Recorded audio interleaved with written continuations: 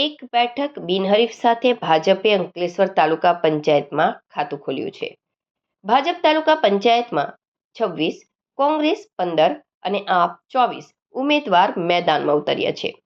જિલ્લા પંચાયત પર ભાજપ 6, કોંગ્રેસ 4 અને આપ 6 બેઠક પર ચૂંટણી લડશે.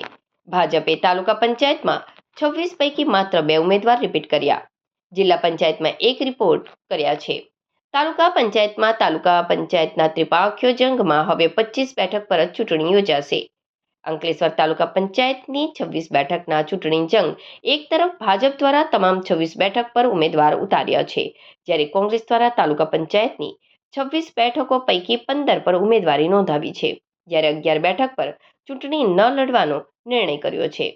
આ ઉપરાંત જિલ્લા પંચાયતની 6 બેઠક પૈકી 4 પર ઉમેદવારી કોંગ્રેસે નોંધાવી છે, જ્યારે 2 બેઠક પર ઉમેદવાર જ મેદાનમાં ઉતર્યા નથી.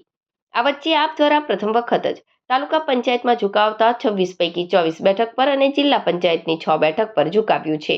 અંકલેશ્વર તાલુકા પંચાયત ત્રિપાંખીયો જંગ જોવા મળશે. કેટલી બેઠક પર અપક્ષ પણ મેદાનમાં આવતા ચૂંટણી રસપ્રદ બનશે. આ વખતે ભાજપ દ્વારા સૌને પુનઃ એકવાર તાલુકા પંચાયતમાં ચોંકાવી દેતા 26 સભ્ય પૈકી માત્ર એક જ ઉમેદવાર એવા અરવિંદભાઈ પટેલ ઉર્ફે અનિલ મામાને ખરોડ બેઠક પરથી રવિનાબહેનને રિપીટ કર્યા છે. બાકી તમામ 25 નવા સભ્યો મેદાનમાં ઉતાર્યા છે, જેમાં પરિવારવાદ જોવા મળ્યો હતો. આ વચ્ચે જિલ્લા પંચાયતની 6 બેઠકોમાંથી પણ માત્ર ભરત પટેલ પૂર્વ જિલ્લા પંચાયત ઉપપ્રમુખને રિપીટ કરવામાં આવ્યા છે. બાકી નવા 5 ચહેરા ઉતર્યા છે, જે જોતા ભાજપનો રિપીટ થિયરી તાલુકા પંચાયતમાં કડકપણે લાગુ કરી છે.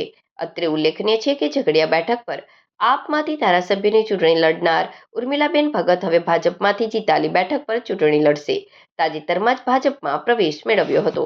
આજ રોજ સિસોડા તાલુકા પંચાયત સીટ પરથી હું મારી ઉમેદવારી અરવિંદભાઈ નારાયણભાઈ પટેલ ઉમેદવારી નોંધાવી છે અને ફોર્મ ભર્યું છે. જેના સંદર્ભમાં હું ગુજરાત સરકારના પાણી પુરવઠા અને જળ સંચય મંત્રી ઈશ્વરસિંહ પટેલ સાહેબનો ખૂબ ખૂબ આભાર માનું છું. સાથે સાથે ભરૂચ જિલ્લાને હોદ્દેદારો સબનો આભાર માનું છું અને હું આ સીટ જંગી બહુમતીથી જીતીશ.